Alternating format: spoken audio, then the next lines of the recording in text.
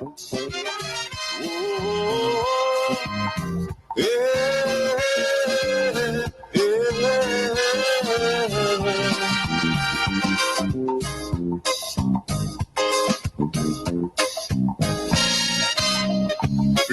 the key to success is working hard. For our country, we must have regard. Forget all your differences, let we start to build. And onward to progress we surely will. Because now, more than ever, we must show discipline, tolerance, and production to build a strong and better nation. I say that is the main foundation. So come let us work hand in hand, because this is our land. Come my brother, come my sister, and let us build a nation together.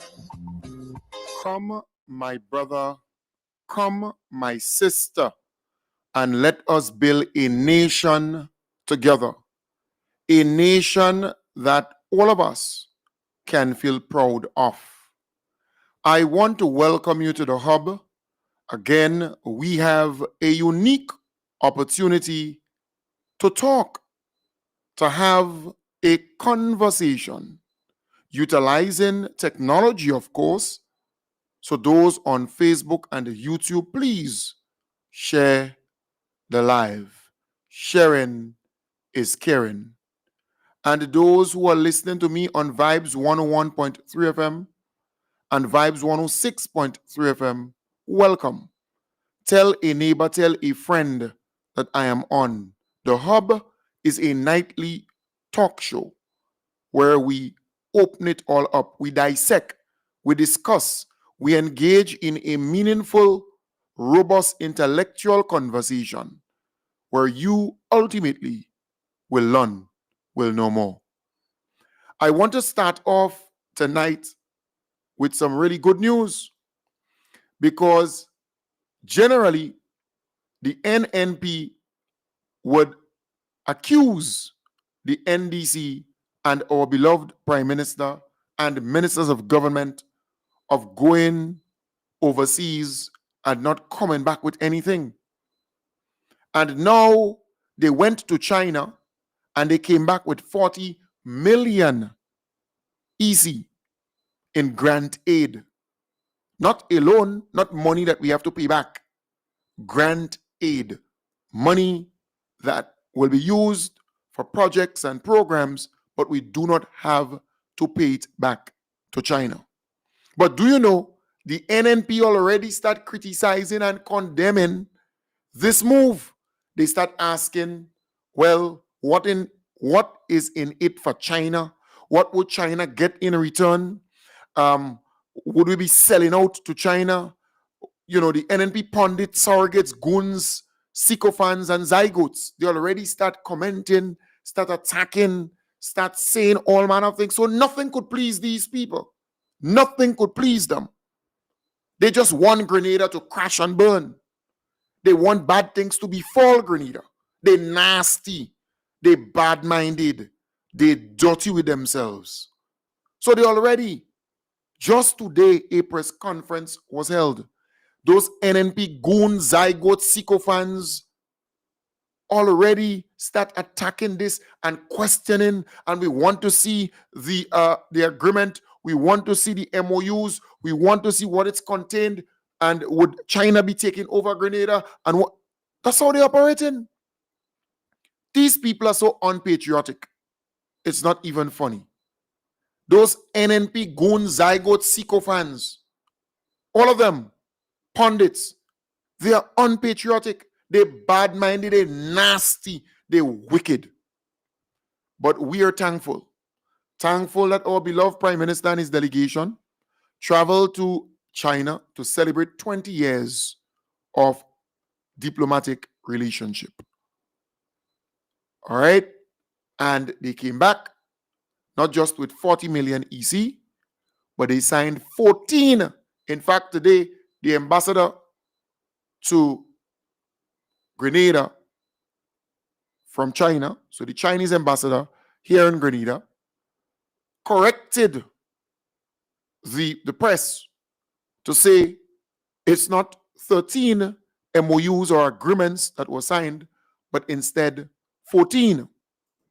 So let's listen in to what he had to say.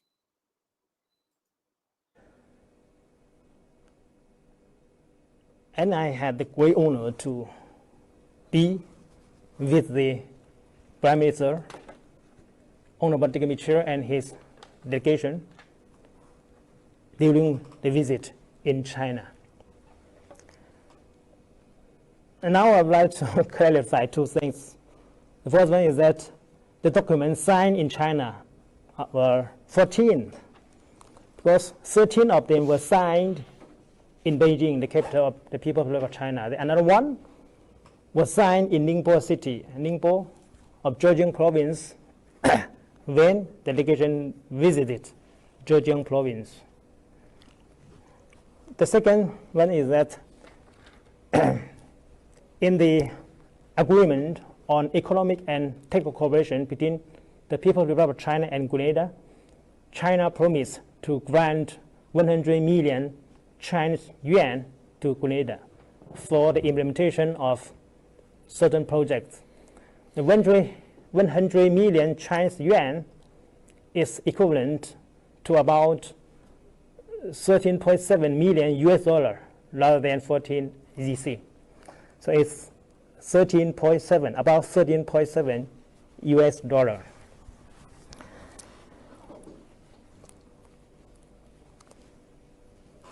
This was an official visit.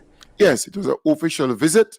So again, just saying, we got $40 million from that trip as a grant, not a loan. A grant means it's money given for projects and programs that we do not have to pay back. So it's not a loan. So this is huge. Never in the history of Grenada and China relationship has Grenada gotten $40 million as a grant.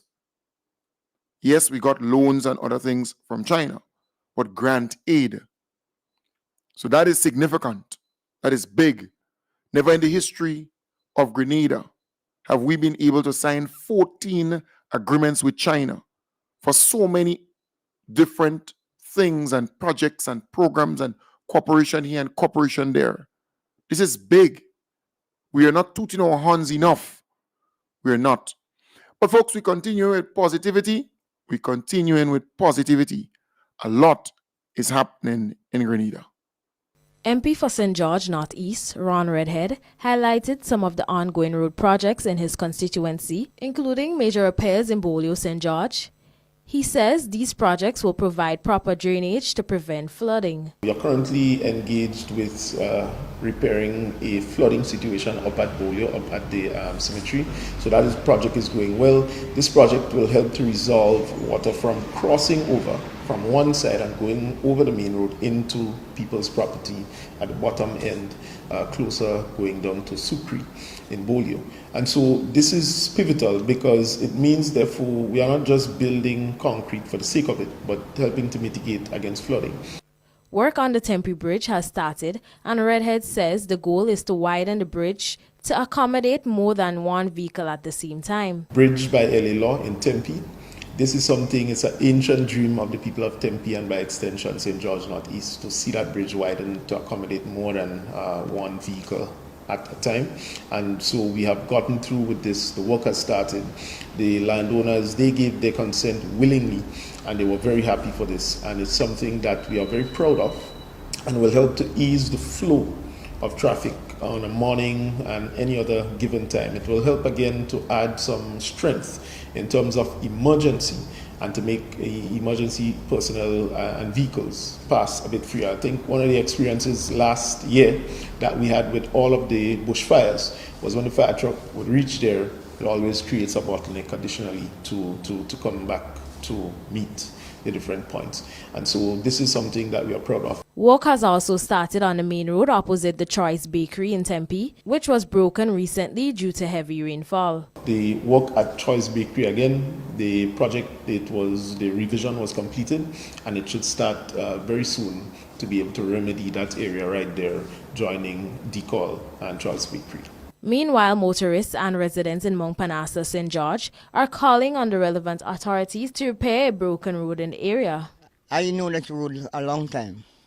I'm here in Murray, right? And I think that, okay, if they don't fix this road, you cause a lot of accidents because you're on a corner and a lot of vehicles passing through. So I hope that it could fix immediately. Roughly that's before Christmas, but we need it. We need that road to fix because then if there's a house one almost it was out for a long time, and then now with that slide cut in there, it's dangerous. Redhead assured MTV News that road infrastructure is one of his priorities as MP for St. George Northeast and begs the public's indulgence as they work steadfastly to improve the nation's roads. For MTV News, Kadesia Franklin. Kadesia Franklin, that's a very nice story there indeed. The Honorable Ron Redhead, he's doing a fantastic job as the Member of Parliament for St. George Northeast. Big up your whole self, General. Now let's move to the Honorable Claudette Joseph. Members of Queen's Park Rangers Football Club and Legends Basketball Group received gears and equipment from NDC caretaker for the town of St. George, Senator Claudette Joseph, with support from NDC groups in the diaspora to enhance their skills during training and competitions. The two organizations are among local sports groups in the constituency that train and nurture young athletes to develop a passion in various sporting disciplines. Senator Joseph said the handover of equipment is part of efforts to boost and support community sports. The town of St. George is one of those communities which really is a sporting and cultural hub throughout Grenada. In this small space that we call the town of St. George, we have the Queen's Park Rangers, which is one of our premier footballing clubs. We have Camahorn FC, we have Carenage, we have many basketball clubs, we have volleyball, netball. Soon there will be a tournament right here on this River Road hard court in the middle of February. And so, in addition to this, of course, we know we are the Mecca of Pan in Grenada. In this one space, we have 3 steel bands. So sports and culture are integral to life in the town of St. George. And in my interactions throughout the constituency and meeting the young people who are involved in sports and culture, I realized that they need continued support. And some of the young people reached out and asked for support. And so today I am pleased to, in one respect, to be able to answer the call for support. She challenged the clubs to make good use of the equipment towards enhancing the skills and talents of players.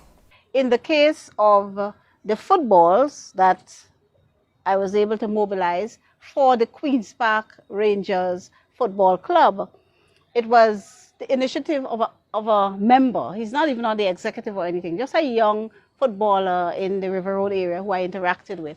And he said, you know, if we have some footballs and so we'll be able to better help train the younger ones, the preteens and the teens and so. So I promised him I will arrange to get some good quality football for the club. And here we are today. Similarly, and that young member, I would like to mention his name. His name is Sean Mitchell. Sean was the one who took the initiative to ask for this kind of support. We're also working on some gym equipment for the club, which we will hear a little bit more about in the coming weeks and months. And then we have the basketballs. We have female and male. Well, today I learned we have female and male basketball. I didn't even know there was a difference in the balls. But Mr. Jakeem Paul, who works feverishly and enthusiastically with the young people in the area of basketball in the area, River Road, Dabo, Mount Rush, the whole community, Cemetery Hill. He too also reached out to say that their training efforts could be well enhanced if I assist them with getting some basketball, some good quality basketballs. Remedial work is also being done on several sporting facilities in the constituency, including the River Road hard court and the playing field. Repainting the court and the surroundings. We are doing the perimeter fencing that is being done right now. New bleachers are being installed. And when the Margaret Dow tournament ends in March, we are going to be moving in earnest to install new bathroom facilities, storage facilities, and lockers for the basketball and netballers who use this court. We are going to be building up underneath the bleachers, and so making these facilities available right here on the court. We are also going to be erecting a little building, like a tuck shop area, where the teams or the clubs, when they have activities and they are selling refreshment, they have a proper place from which to merchandise their refreshments. So it would be fitted with, the proper facilities and amenities needed to run a good tuck shop. And of course, we are going to be generally enhancing the court. We started doing the installing new lighting that is going to be finished soon. As soon as next week, we will have the commencement of new facilities for the football side of things. So we are going to be erecting bleachers on this side of the playing field. We are going to also be erecting another building. There's a small building there which is inadequate for the club in terms of changing and storage and lockers and meeting facilities and so we're going to be building a slightly bigger building to go along with the one that's there already. So there, the club, that's the Queen's Park Rangers Football Club, and the other sporting clubs in the area will have a space from which they can have their meetings. They could have little seminars, conferences, then they would have storage facilities. They would basically have a space that they could call their own. Representatives of the clubs expressed gratitude for the assistance. Everybody, thank you very much for this much needed gift. Football is the world's game, and you only need a ball. And as simple as it sounds, a lot of the time the ball is the hardest thing to come by. And coaches will tell you never have too many balls. So with the club having young ones, also we have girls playing, we have the middle-aged, teenagers, and then the senior team. Everybody needs balls, so these will be put to great use. So thank you to the government and to you especially, because I know you're trying to do a lot, and it's not easy. So we do appreciate it. So thank you very much. Right. So again, that's the Honorable Claudette Joseph doing a lot, as the coach said there, in the tongue of St. George. All right. Kudos to you. Congratulations to you, my dear, and continue doing what you're doing. I saw a video earlier with you in a particular area again with this bypass. Well, should I say a bypass? A road that was constructed in a particular area. It's a very difficult constituency to do roads, because it's uphill, or you have plenty houses so close, but you're trying your best, and that's the way to go. I long to see the day Peter David, who is MP for the tongue of St. George, who gets as MP for the constituency $10,000 constituency allowance. I long for the day when he would do similar things, when he would utilize that resource or resources to better the lives of the people of the tongue of St. George. All right, let's move to another positive news, a positive story.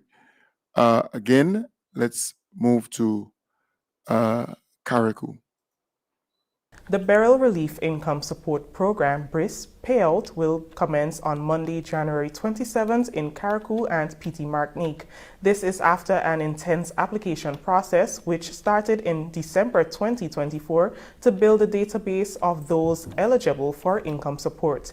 The program, led by the Ministry of Social and Community Development, Housing and Gender Affairs in partnership with the United Nations World Food Program, targets individuals who lost their main source of income due to the passage of Hurricane Beryl. BRISP coordinator Jenny Thomas outlined details for the Carriacou payout next week. She added that payouts will soon commence on the mainland. The Beryl Relief Income Support Program, BRISP, has completed the application and verification process in Carriacou and Petit Martinique. We move now to the distribution phase for successful applicants. Distribution will be made through the revenue offices. Successful applicants will be contacted by the BRISP team and informed of their collection day as well as the documents they need to carry. Please note that only successful applicants will be contacted. We are completing our processes for the mainland and will update soon with regards to successful applicants and how they go about their collections.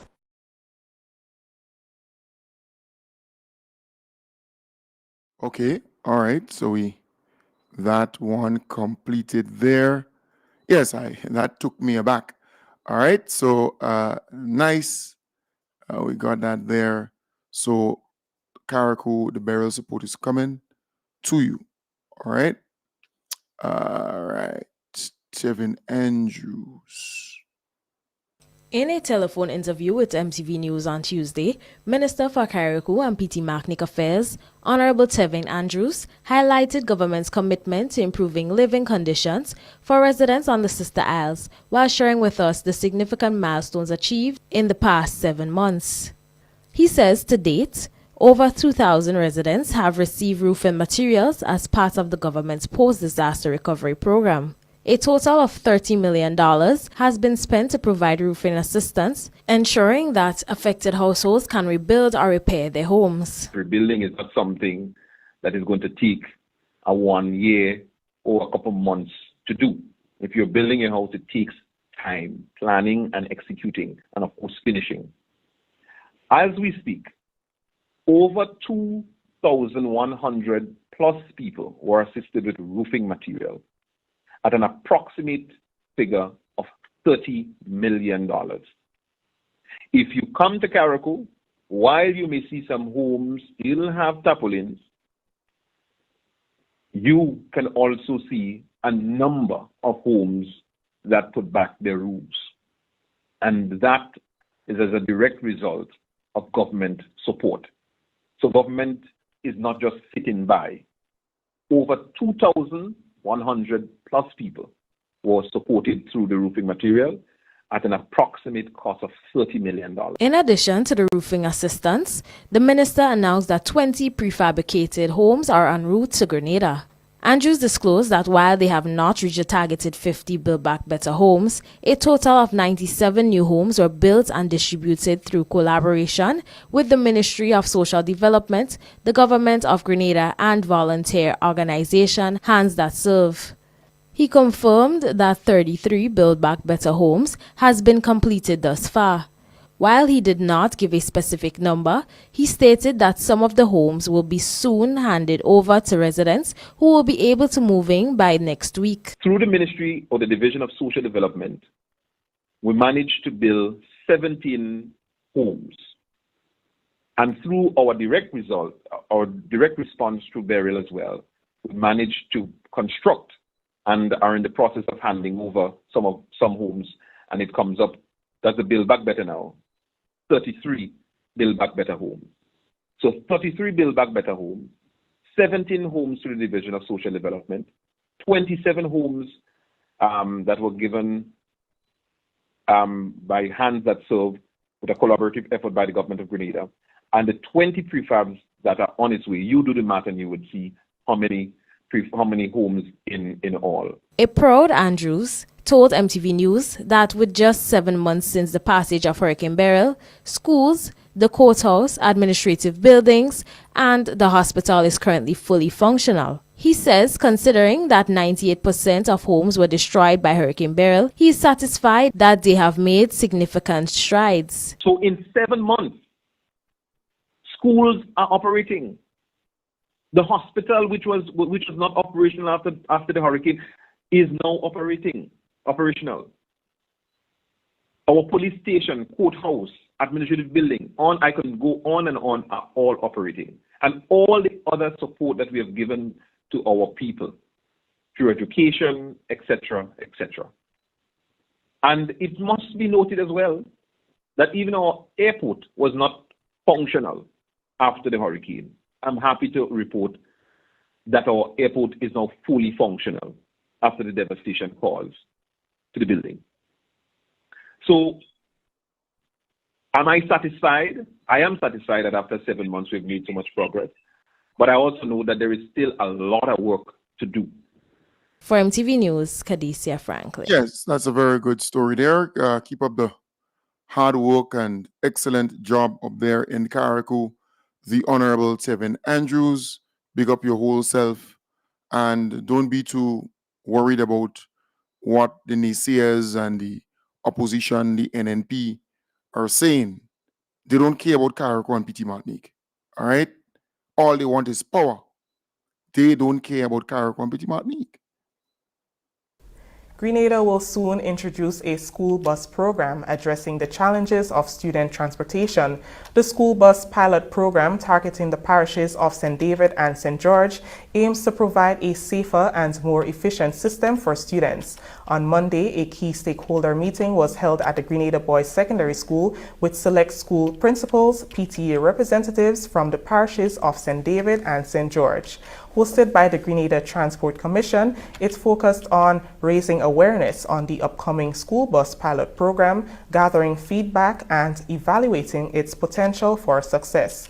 CEO of the Grenada Transport Commission, David Bartholomew, explained that 10 schools will participate in the pilot program, which will commence at the end of January. The major stakeholders is the Ministry of Education, and by extension, the principals of the different schools. You have 10 schools, 5 in St. George's and 5 in St. David's, that are part of the program. We also had a representative of the Parent Teachers Association, which is absolutely critical, because we want to ensure that the parents play a critical role in this whole pilot project. For it to succeed, the parents must play a critical role in the project. And the goal is to ensure, and what we're looking at is the mechanism that we look at over the next few months that will ensure that every single child on the program, on that pilot program, could get to school on time and with the least hassle.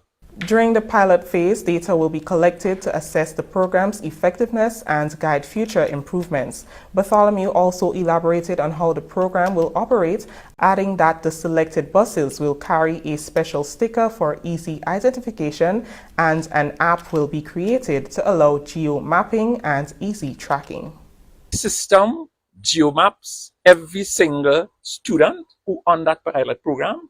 The system geo-maps the drivers who on that program, and we have what we call an app that will look at the zones, and it's a zone optimization app. What it will do, it will ensure that the route optimization app that will ensure there's a route created that will allow all children to be picked up. No child will be left behind. When we feed all that data, the geomapping into the thing. So the school will be geomapped, the student will be geomapped, and the drivers will be geomapped. And the optimization app will ensure that there's a connectivity and all the children will be taken care of. What it also does, so there'll be camera on the buses, and for safety and other purposes, there'll be camera on the buses. There'll be a validator on the buses, and the children will have a card, each student will have a card, and they'll have to tap the card to ensure that it is they who are traveling to validate to get onto the bus. You have to tap the card to get onto the bus. This initiative, the Commission said, is a vital step towards modernizing school transportation in Grenada, ensuring a better experience for students and their families. Educational institutions and parents can monitor the buses and keep track of their children's safety and security. Right. So remember, this is a pilot project. So I see Velma ask, what about St. Andrew? This is a pilot project. The pilot means that they are trying it. They are running it in St. George and St. David. That's the start. And then they would evaluate it. They would assess it. They would improve on it, the weaknesses, and they would, run with the strengths and make it better, and then roll it out in the other parishes. Because the intention is to have it nationwide. So St. Andrew time will come, St. Patrick time will come, St. John, St. Mark will come. And I'm certain Carriacou and Petit Martinique time will come too. So again, it's a good project. It's long overdue. We should have had that 20 years ago. Because remember, there is a good bus system in Barbados. Internationally, you have a similar thing. School bus. You have buses to take children to school and from school. So what that would cause is less, congestion, less trouble for people coming from work to go home. Because remember, school finishes at 2 and 2:30 in most cases, most instances. So if the bus can promptly pick them up from the school where they can tap in and all that kind of stuff, carry them to St. David or carry them to parts of St. George, then the same bus could come back and do the normal run at 4:30 or at 4:15. So this is a brilliant idea. It's a good project. But here it is. The NP already start attacking the project.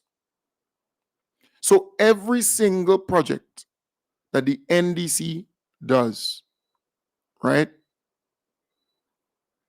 there is some attack political dog who will back at the project, who will hate the project, who will have all kinds of stuff to say about it. The NDC rolled out the this livestock breeding program, right? I think they call it what's the name? There's a name for it. Either pro breed or pure bred or something like that. But anyways, it's a good program. But still, the NNP, surrogates, goons, zygotes, and sycophants, they're out there on their podcast, on their programs, attacking the program, attacking the initiative. So nothing could please these political jagabats and them from the NNP. Nothing could please them. They hate everything. They dislike everything. They complain, grind, groan, and moan about everything. Things that are good, you have to be constructive enough to praise it, to applaud it, to thank the government for rolling it out. But if everything you're criticizing, you're condemning, do you know that we're in 2025? And people are more in tune with current affairs? And folks have their smartphone and their tablet, their laptop, their TV, smart TV, their smart watch. They can listen to this program right there and then. Come on. They know. And they're fed up with NNP's negativity. Every good thing they're attacking it. Every good thing they have bad things to say about it. But reasonable thinking people, logically thinking people, patriotic Grenadians, they love what the government is doing. The government is forward thinking. The government is visionary. In other words, it's made up of visionaries. The government has vision. So things are happening. The country is being transformed step by step by step. But the NNP, they're condemning, they're criticizing, they have all kind of bad things to say about the government. But listen to this. Just listen to this. The joint resignation of executive members of the NMP's Town of St. George branch was delivered to the party's headquarters, addressed to General Secretary Roland Bola and copied to political leader Emlyn Pear.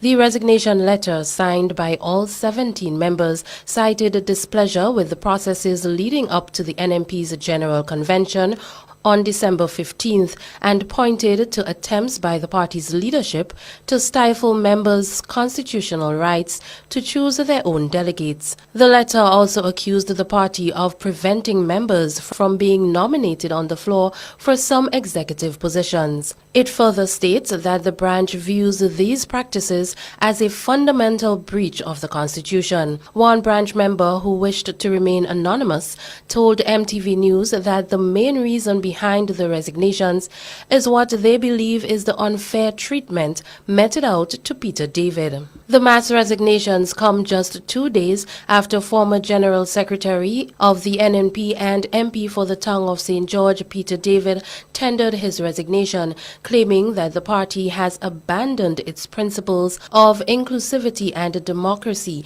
and is instead fostering an environment of personal attacks and suppression of ambition. The NNP has confirmed the resignations but chose not to comment at this time.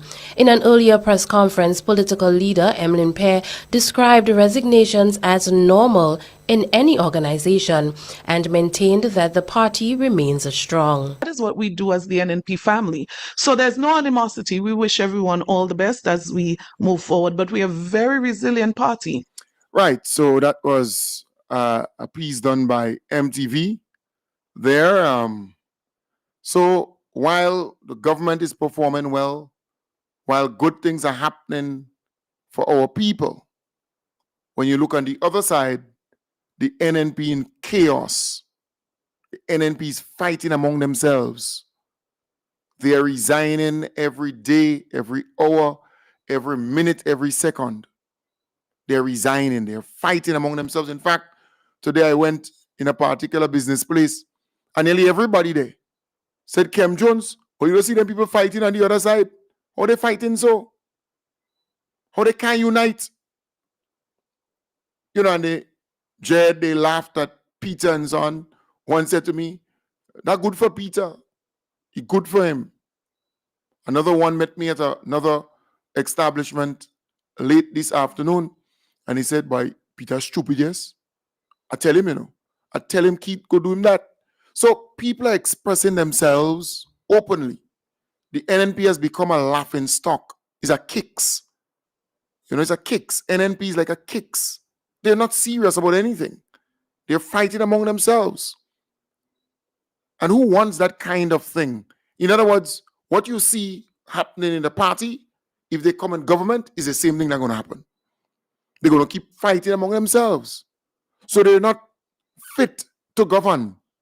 Let them fight within their party. The party has become a boxing ring. It's just fight, fight, fight, fight.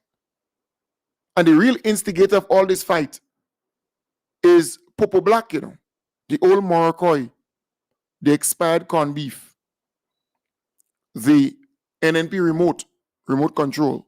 That's the real agitator. That's the real melee man.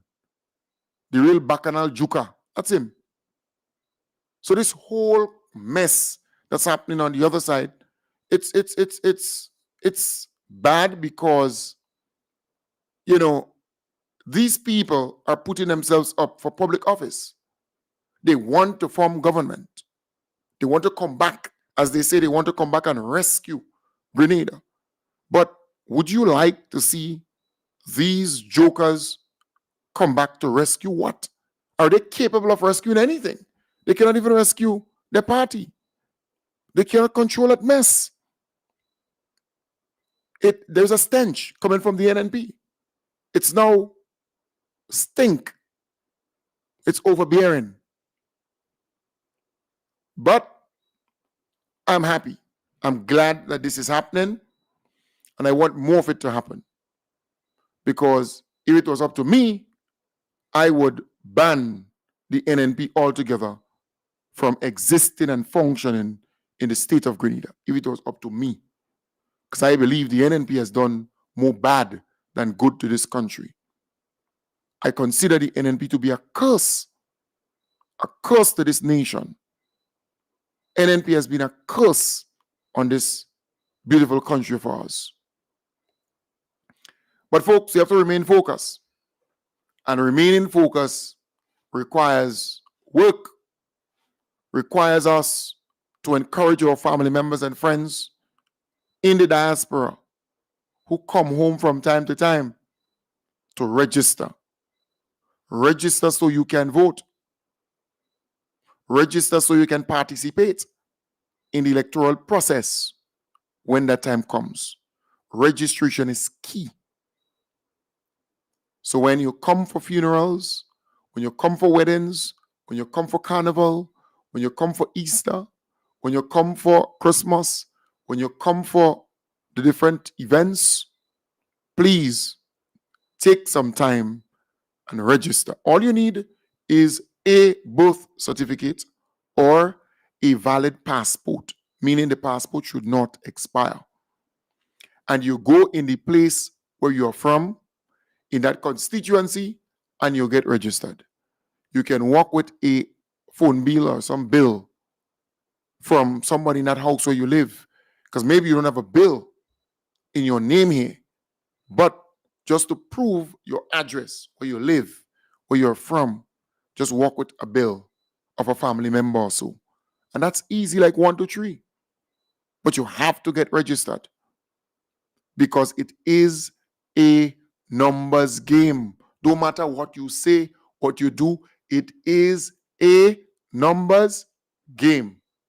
And once you understand that, you can't go wrong, because we can do and do and do, but it boils down to the people going out there and vote.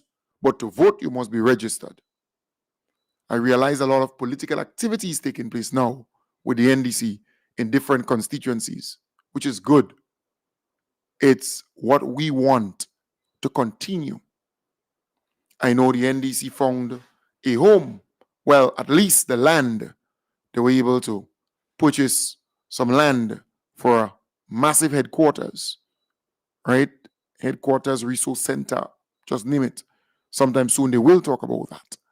But things are happening. The groups, the different groups in the constituencies, they're being organized. Things are happening. So we have to rally around the NDC, support those MPs, support the executive members of the NDC. I told you only last night, well, last afternoon into evening, we had a wonderful, fruitful meeting, right? The Honorable Ron Redhead, the Honorable Andy Williams, Ambassador Kijana, Romaine, and your humble servant, right? It was very fruitful and forward-thinking. And we will continue on that path to meet, plan, and put things together, because there is a need for that. The PR aspect of things is on the up, and I'm excited. I'm excited because we are serious about moving the agenda forward and about achieving great many things together. That is the beauty. That is the beauty. And big up your whole self, the Honorable Andy Williams. You know, he's just the kind of geary type MP. You know, you go to a meeting and he say, bye, or you ain't going so. We have to eat something.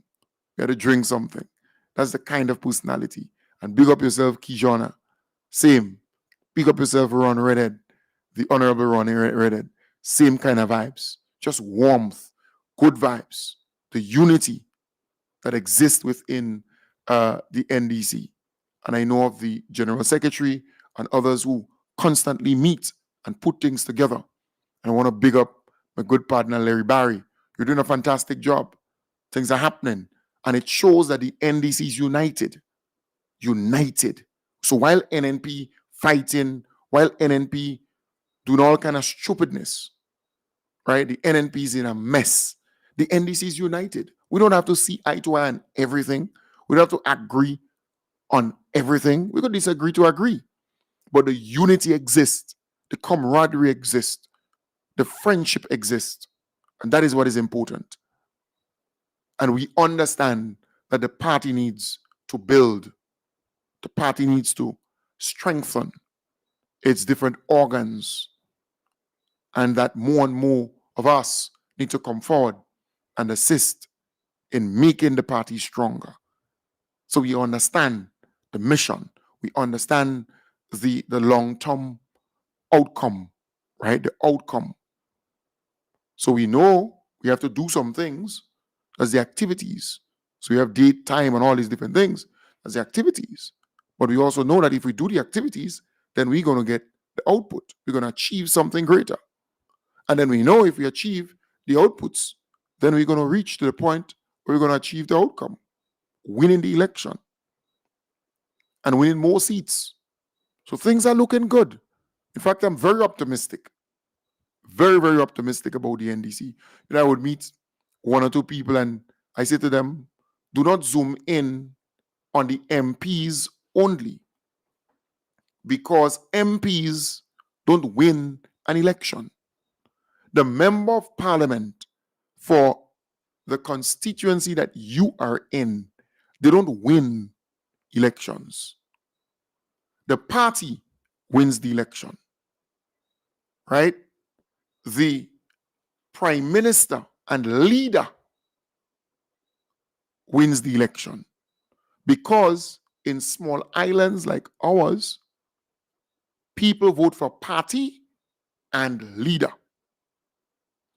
because they want that party to win the election and they want the leader to become the prime minister.